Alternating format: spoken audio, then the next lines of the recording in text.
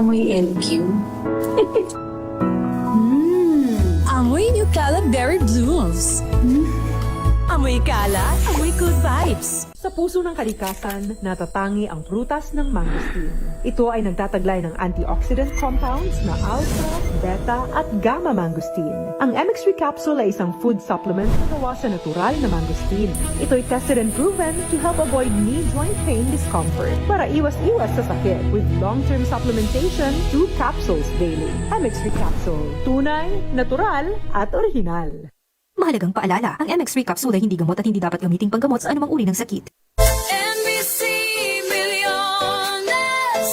MBC Millones! Mamimigay na naman kami dito sa MBC ng 1 million pesos! Sa isang malinis na papel, ilagay ang iyong name, age, address, phone number at pirmahan. Ipasok sa loob ng isang white legal-sized envelope. Kalakip ang alinman sa mga required proof of purchase o POP. At sa labas ng envelope, ilagay ang MBC Millones 2026, ang POP na ginamit at ang MBC station na iyong sasalihan. Ihulog ang iyong entry sa mga drop boxes na matatagpuan sa MBC station sa inyong lugar. DZRH, Love Radio, Yes FM, Easy Rock, Aksyon Radio. Pagkakataon na manalo ng hanggang 1 million pesos sa grand draw at libo-libo pa in cash prizes sa 10 weekly draws sa mga MBC stations nationwide. Dito sa MBC Millones 2026. Sali na! MBC Millones is brought to you by Pride Detergent, Smart Dishwashing, Shield Bath Soap, Unique Toothpaste, White Rose, Charm Fabcon, Star Wax Floor Wax, San Miguel Pale Pilsen. See posters or visit our Facebook page for more details. Promo period is from January 10 to March 27, 2026. DTI Fair Trade Permit number FTEB 244864, series of 2025. Drink responsibly. Amoy forever. Amoy LQ. Amoy New Caleb Berry Blooms. Amoy kala, amoy good vibes.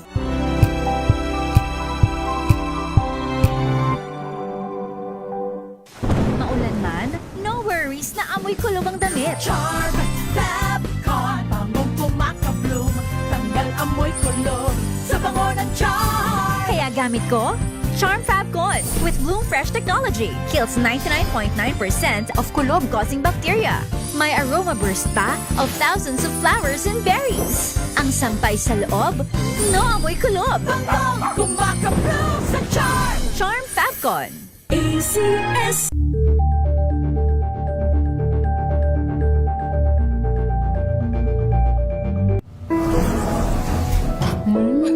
Amoy forever.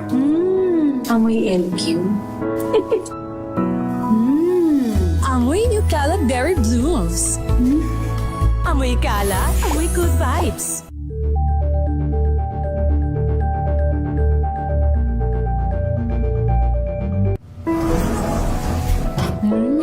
Amoy forever.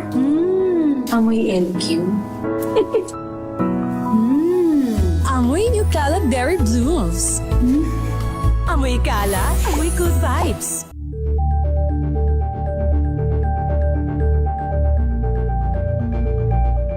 Hello, Washi! Laundry day na naman! Yay! Anong meron? Mancha ng chocolate, putik, may libag pa.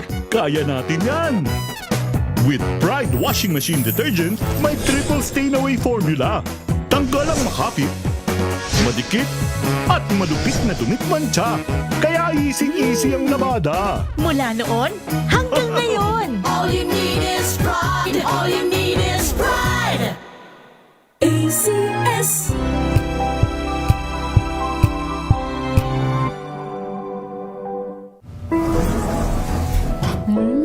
Amoy forever. Amoy LQ. Amoy New Caleb Berry Blooms. Amoy kala, amoy good vibes.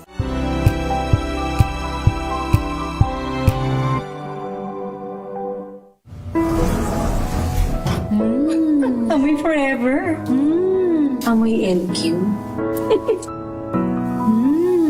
Amoy New Caleb Berry Blooms. Amoy kala, amoy good vibes.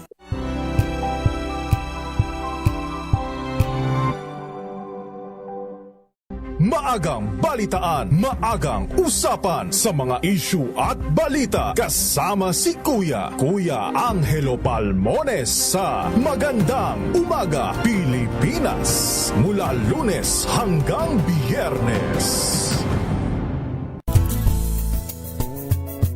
Number 1 na naman ang inyong DZRH sa latest survey ng Kantar Media na inilabas nitong January 2026. Hindi lang sa Metro Manila, kundi pati rin sa Mega Manila.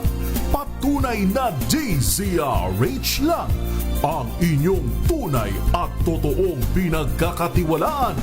Taos-puso po kaming nagpapasalamat sa inyong patuloy na pagtitiwala dahil ang DZRH, una sa Pilipinas, una sa Pilipino. Saan ka man sa mundo, tayo Pilipino. Mga balitang gigising sa inyong umaga. Mga balitang kailangan mong malaman. Mapapakinggan sa ACS Balita sa 2x2. Kasama sina Anthony Taberna at Jerry Baha. Lunes hanggang Biyernes.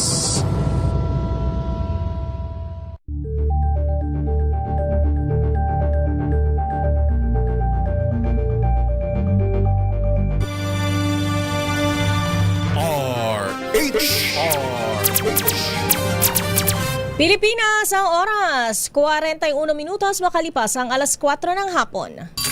RH Break Time. At dahil ayaw natin magpatumpik-tumpik pa, gusto natin magtatatalon sa tuwa ang ating mga tagapakinig, ay papasukin na natin mula sa Barangay Talondos, Las Piñas para sa ating malakas sa promo kasama ang MX3 CRH27 Noche Cacas. Ito na ang ating winner sa malakas promo kasama ang MX3. Dito ako believe. Mapapabili mo talaga ako, Noche, kapag napatalon mo si Kuya sa tuwa dahil sa pa-premium ibibigay mo sa kanya. Nasaan ka ba? Ano yan? At umextra ka pa, ha? Papasada ka ba? Ako muna yung driver ngayon dahil itong winner natin, isang tricycle driver dito sa may BF Resort sa Las Piñas, Barangay Talondos, sa Las Piñas. Habang nagpapahinga, hindi kasi straight na biyahe talaga, sobrang init ng panahon, talagang mahihirapan ka. Ito naman si Tatay, siya naman nakaupo sa dito.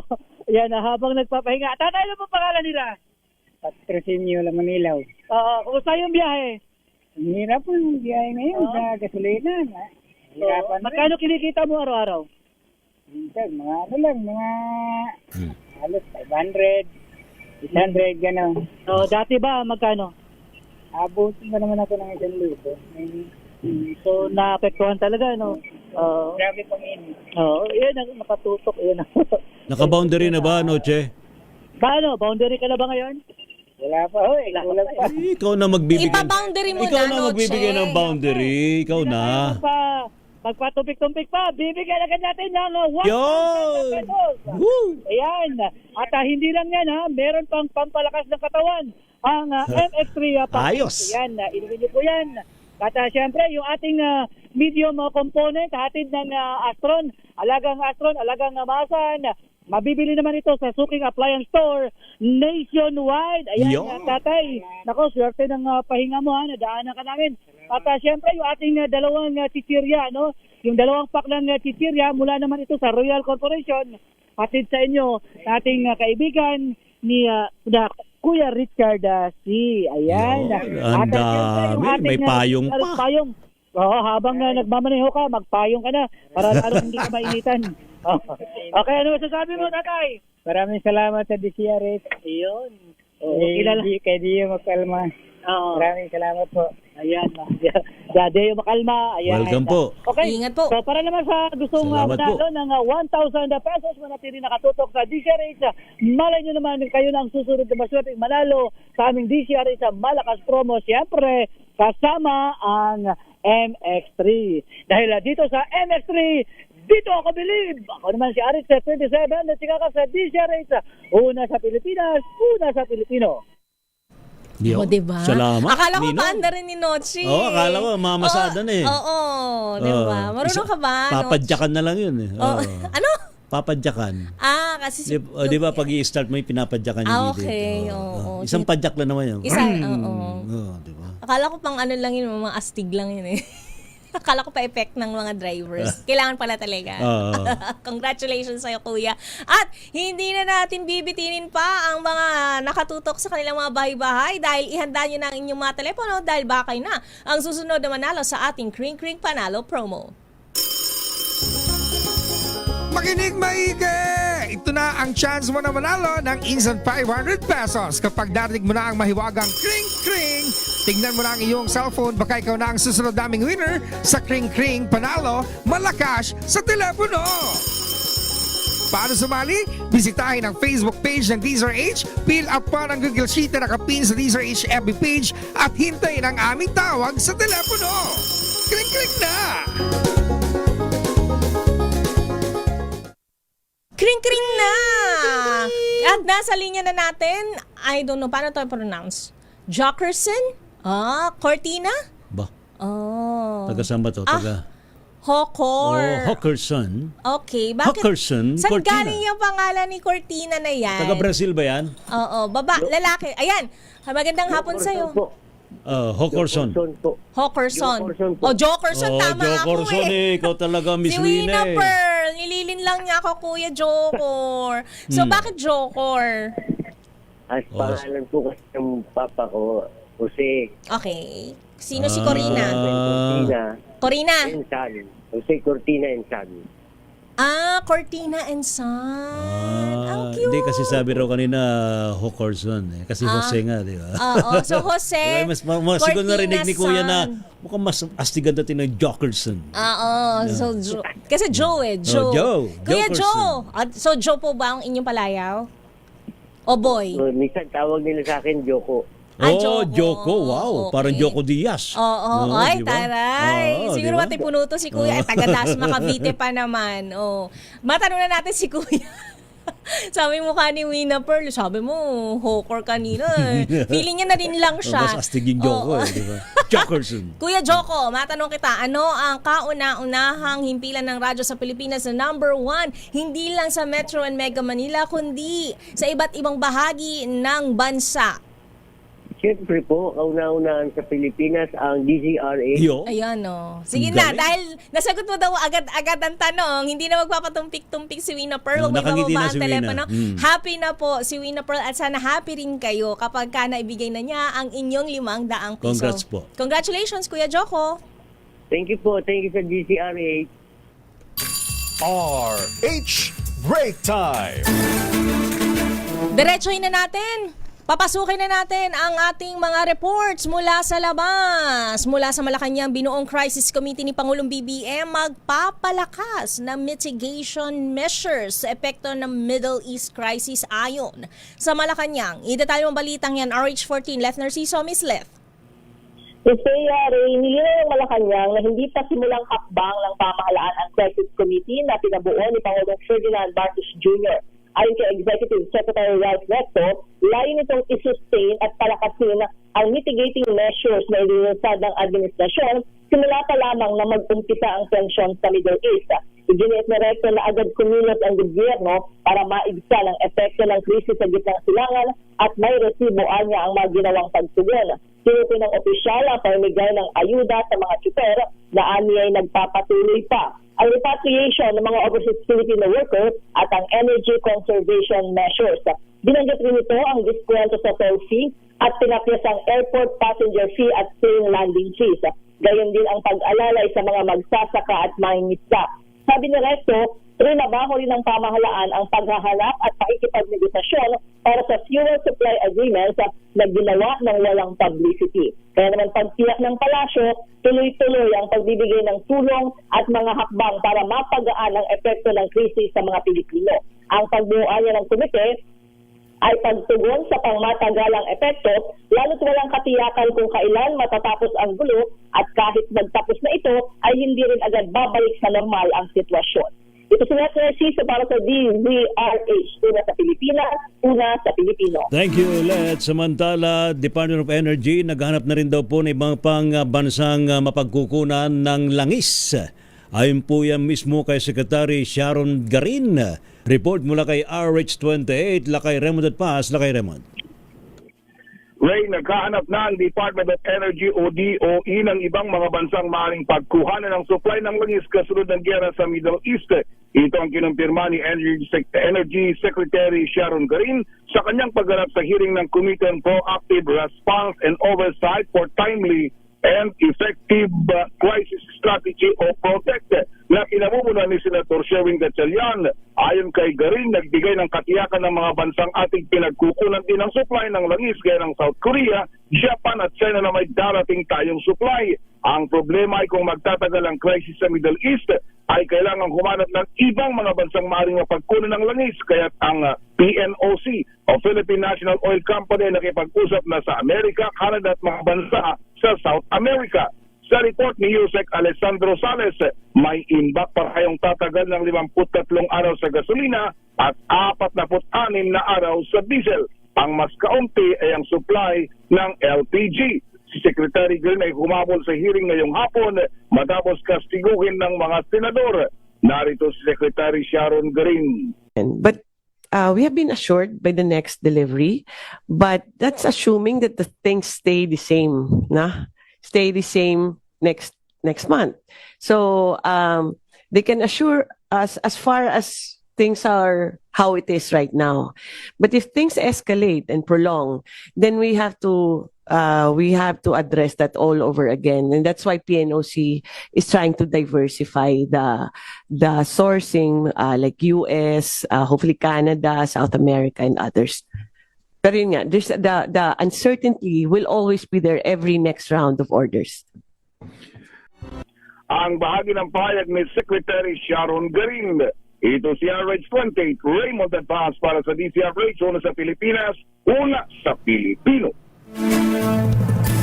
Ay, hindi ko pala natanong anong oras dumating si Secretary Garin. Nakahabol naman. Nakalma na ba si Senator Legarda nung nakita niya, nung natanawan na niya? Di ba? Nung natanawan na si Secretary Garin.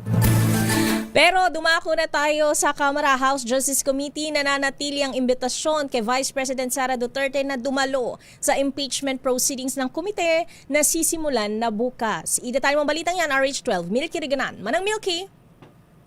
Kaya ay handang maghintay ang House Justice Committee sa desisyon ni Vice President Sara Duterte na dumalo at sumipot sa impeachment proceedings na sisimulan na bukas. Ang kay Justice Committee Chair, Treville Luistro, hanggang ngayon ay wala pa rin silang natatanggap na abiso kung dadalo o hindi ang Vice Presidente. Sabi ni Luistro, hindi susuko ang komite at hanggat hindi natatapos ang hearing sa impeachment proceedings, patuloy silang magpapadala ng imbitasyon sa Vice Presidente. Paliwanag ni Luistro, mahalaga ang pagdalo sa hearing dahil dito ipipresenta ang mga ebidensya at pagkakataon ito ni VP Sara na direktang sagutin at ipaliwanag ang kanyang panig. Dagdag pa ni Luistro, matagal na ang issue ng confidential funds at sa impeachment proceedings, ang tamang venue para marinig ng taong bayan ang sagot ni VP Sara. Naniniwala si Luistro na karamihan sa ating mga kababayan ang gusto nang marinig ang sagot ng Vice Presidente at huwag sayangin anya ang pagkakataon na humarap sa impeachment proceedings at patunayan na lahat ng mga bintang ay walang katotohanan. Ako si Milky Riganan nagunat para sa DZRH, una sa Pilipinas, una sa Pilipino. Thank you, Milky. Samantala, Armed Forces of the Philippines, Philippine National Police, andara po maging frontliners sa Crisis Committee ni Pangulong BBM. Report mula kay RH52, Edniel Parosa. Edniel. Tinayak ng militar at pulisya na handa nitong suportahan ang pinabubuong o binuong crisis committee ni Pangulong Bongbong Marcos sa harap pa rin ng tensyon sa gitnang silangan. Sa punong palitan sa Campo Aguinaldo, sinabi ni AFP spokesperson Colonel Francel Padilla na parati namang nasa frontline ng kasundaluhan sa paghatid ng tulong sa panahon ng krisis. Inihalimbawa ni Padilla ang COVID pandemic kung saan aglaan ng resources maging ng assets sa AFP habang nakaparalisa noon ang delivery ng goods at serbisyo. Pakinggan natin ang AFP spokesman. That we have shown how the AFP used all of our resources, tao at equipment to mobilize yung tulong sa ating mga kababayan. Iba ding level of of challenge itong nangyayari sa ngayon, but we assure you po that the Armed Forces of the Philippines is in the front lines in mitigating the effects of itong conflict na nangyayari po. Ngayon din, binigyang din naman ni PNP Chief Police General Jose Melencio Nertatis Jr. na hindi ito ang unang beses na asiste o magsisilbing frontliner ng pulisya sa crisis situation, bagay na ginawa na raw noong pandemya at tuwing may kalamidad. Ginamit itong puwersa ang PNP sa pag-implementa ng quarantine protocols at border control bilang bahagi ng public safety measure.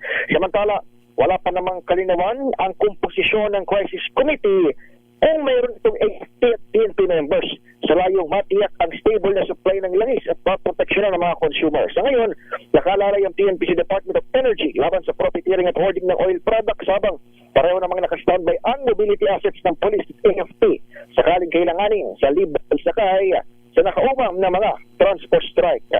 Ako si Edniel Parrosa, DZRH. Una sa Pilipinas, una sa Pilipino. Maraming salamat, Edniel. Samantala, special payout para sa mga driver na hindi nakakuha ng 5,000 pisong fuel subsidy ilalabas ng LTFRB. Detalye mong balitang yan, RH5, Val Gonzalez. Val. Magandang balitang ito, Ms. Thea, para sa mga tsuper ng TNBS na dismayado dahil hindi nakatanggap ng ayuda mula sa DSWD at DOTR LTFRB. Ito ay dahil sa magtatakda na ng araw para sa special payout sa nabanggit na mga PUV drivers na nagre-reklamo dahil hindi sila nakakuha ng ayuda bunsod ng mali-maling mga profile entries na isinumite ng mga transport network companies. Sa ambos interview ng media sa pamamigay ng fuel subsidy sa Quezon Memorial Circle dito sa Quezon City, nililinaw ni LTFRB Chairman Attorney Vigor Mendoza II na walang pagkukulang dito ang DSWD. Gusto lamang aniyang masiguro ng ahensya na mapupunta sa tamang tao ang pera ng taong bayan. Narito si Chairman Mendoza. Kasi yung listahan ng TNC na pinadala sa amin, yun na naman ang kinokopya. Parang cut and paste yan eh. Check lang natin kung nakasama sa ibang listahan para hindi mag-doble-doble. Pero kung ano yung pinadala sa amin, yun rin yung aming pinapadala. No? So, dikit-dikit eh. Hindi naman namin mabago yung spelling eh, kung gano'n talaga ang spelling na pangalan niya. No?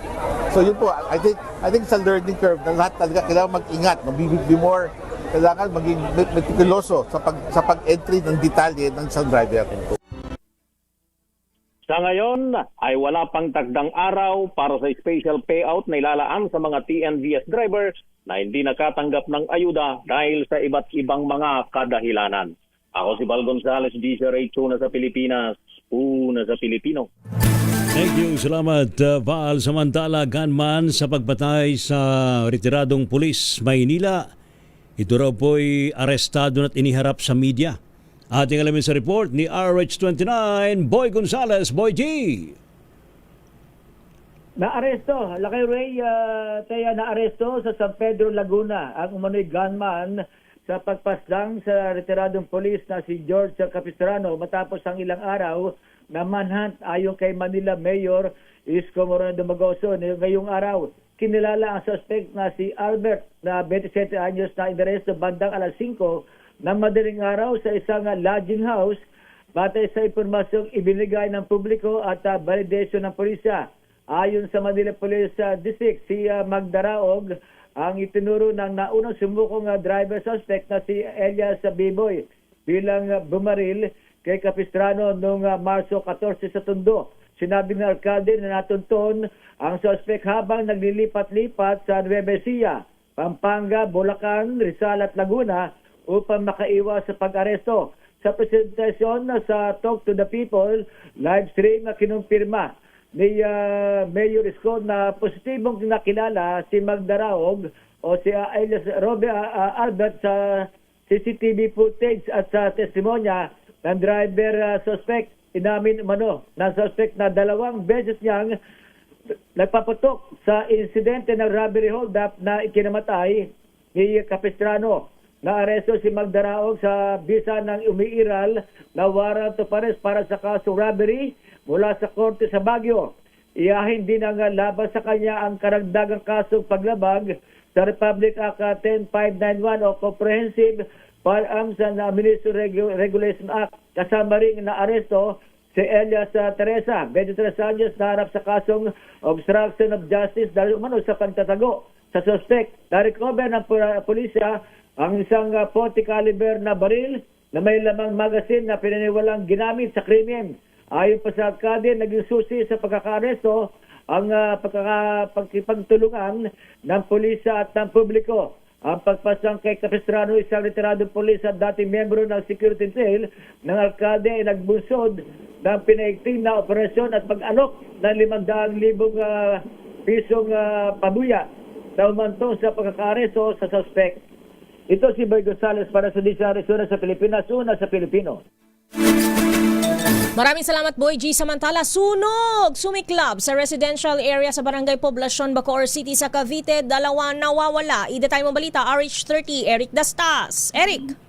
Ilang minuto lamang ang nakalilipas matapos ngang mapula itong sunog na sumiklab dito sa Barangay Poblacion na tabing dagat sa Bacoor City kung saan hindi bababa sa 15 hayan ang tinupuka ng apoy. Patuloy ngayon ng sinasagawang investigasyon ng Bacoor Fire Station kung saan na 2 na mag-ina umano ang nawawala. At ito ayon na rin sa aking panayam dito kay Kapitan o Barangay Chairman Randy Francisco ay 2 yung hinahanap nila ngayon na mag-ina na posibleng niya na nadamay o nasunog dito sa loob ng kanilang bahay.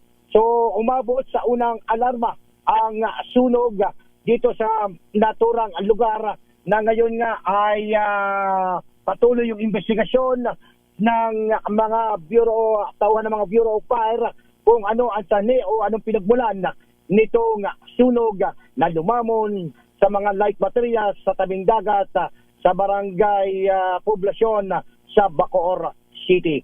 Ito pa rin si Eric Dastas para sa DCRH, una sa Pilipinas, una sa Pilipino.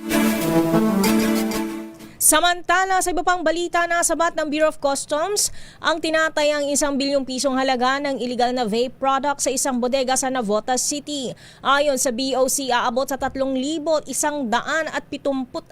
na master boxes ng hindi rehistradong electronic cigarettes at vape products ang nakumpiska sa operasyon noong Marso 21. Lumabas sa paunang investigasyon na walang kaukulang permit tulad ng Philippine Standard License at Import Commodity Clearance. Ang mga nasabat na produkto na labag sa Republic Act No. 11900. Binigyan ng 15 araw ang mga kinatawan ng bodega upang magsumite ng kaukulang dokumento. Samantala, winasak naman ng Philippine Drug Enforcement Agency o PDEA ang abot sa 4.56 billion pesos na halaga daw po ng mga nakumpiskang illegal drugs sa 13 Martires City, Cavite. Higit 1,000 kilo ng mga solid na illegal drugs at ilang liquid substances ang sinira sa pamamagitan ng thermal decomposition o pagsunog. Kabilang po dito ang shabu, marijuana, cocaine, ecstasy at mga drogang natagpuang palutang-lutang sa karagatan ng Palawan. Samantala, tiniyak ng PHIVOLCS na walang anumang banta ng tsunami sa bansa matapos yanigin ng malakas na magnitude 7.6 na lindol ang bansang Tonga kaninang alas 12:38 ng tanghali. Ayon sa AHED, siya bagaman malakas ang pagyanig na may lalim na 237 kilometers, hindi ito magdudulot ang panganib sa mga baybayin ng Pilipinas dahil sa layo ng epicenter nito. Sa kabila nito, pinapayuhan pa rin ng PHIVOLCS ang publiko na manatiling kalmado at huwag maniwala sa mga maling impormasyong kumakalat sa social media. Nagbabala naman ng DOH, Department of Health sa publiko na magdoble ingat laban sa mga sakit na dulot po ng matinding init ngayon ng panahon. Ayon po sa kagawaran, tumataas na po ang panganib ng heat exhaustion at heat stroke, mga kondisyong maaring maging malubha at nakamamatay kung hindi agad maagapan. Kabilang po sa mga dapat bantayang sintomas ang mataas na lagnat, pagkahilo at matinding panghihina ng katawan at pagkawala ng malay. Bilang pag-ingat, pinapayuhan po ng DOH ang publiko na iwasan ng matitinding gawain sa labas ng bahay mula alas 9 ho ng umaga hanggang alas 4 ng hapon kung kailan pinakamainit ang sikat ng araw at kailangan daw pong lagi tayong uminom ng tubig. Dumako naman tayo sa ating break time global news. Iran, pinabulaanan ng mga naging pahayag ni Trump ukol sa umano'y hiling nitong ceasefire. Ida tayo mabalita, James Galange. Maring pinabulaanan ng bansa ang mga paratang ni US President Donald Trump na nais daw mo ito makipag-usap sa Amerika at humihiling ng tigil putukan o ceasefire. Ito'y matapos iutos ni Trump ang pagsuspend ng pag-atake nito sa mga Iranian power plant at energy infrastructure na 5 araw para magbigay daan daw di umano sa magiging peace talks. Pero buwelta ng Iran, walang kahit anong negosasyon ang nangyari bagkus nais lamang daw ni Trump na manipulahin ang world market ng langis tuwing wala pa rin daw pagbabago sa kalagayan sa Strait of Hormuz. Bagaman bumaba man ang presyo ng Brent crude sa US ng 10.9%, kung saan pumapalo na lamang sa $99.94 per barrel, ay nasa magbabago pa rin ito kung patuloy pa rin ang pagharang at pag-atake sa mga barkong dadaan sa Gulf. Para sa MBC TV Network News, ito si James Galange ng DZRH TV, una sa Pilipinas, una sa Pilipino. Thank you, James. Samantala sa ating sports, Gilas Women umangat daw po sa world ranking matapos ang FIBA qualifiers. Report mula kay Millie Borja. Miss Millie.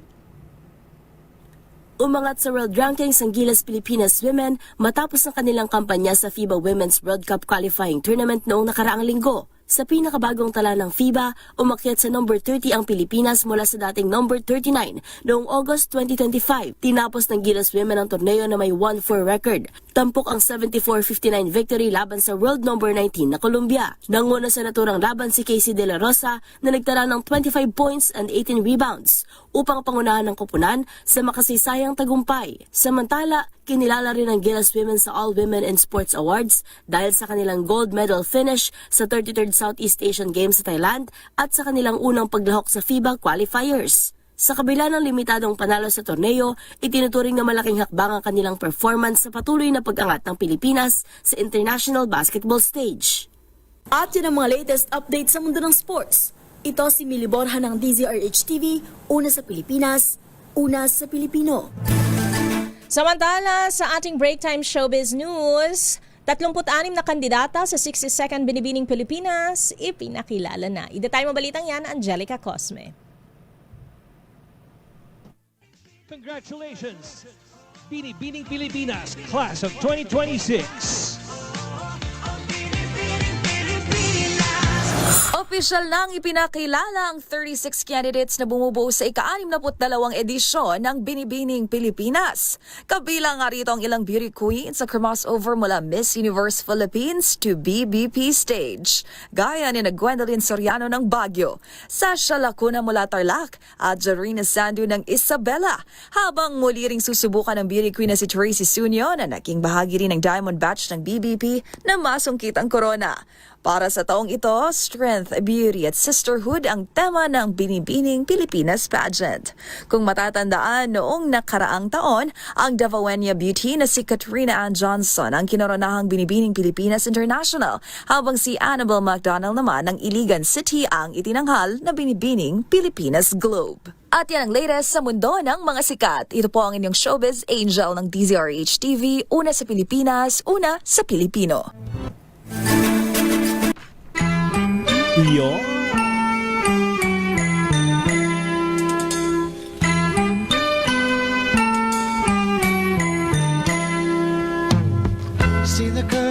Kahit napakainit ang panahon, huwag kakalimutang ngumiti. At dahil nga mainit ang panahon, huwag din kakalimutang uminom. Yun. Diba? Saka huwag kalilimutang magsuot ng maluluwag na damit. Oo, kasi nakakatulong siyang At mapreskohan maninipis ng ang damit. katawan. Naku, maluwag na, manipis pa. Only in your imagination. Para Akala ko pumasok gusto mo yung ng ano, imahinasyon. para pumasok yung hangin. Okay, sige. Saka wag daw magsusuot ng mga black, mga dark Dark colored. color. Oo. Oo, tama nga naman. Eh, bakit naka-black ka? Nako. May parit. Nakakasama niyo po sa isa na namang edisyon ng Break Para Time. black and white. Sa bagay. Ako po si black Teo and white. Petro Corpuz. At Tracy Bayan, sa ngalaban rin po nila kay Mayor Deo Macalma para pa rin po sa DCRH, una sa Pilipinas. Una sa Pilipino, susunod ng balanssadong pagbabalita hatid sa atin ni Ka Henry Uri at Miss K. Karen Oyong. Pilipinas ang oras, alas 5:09 ng hapon. Ang oras ay hatid sa inyo Tinesting. Sinuri.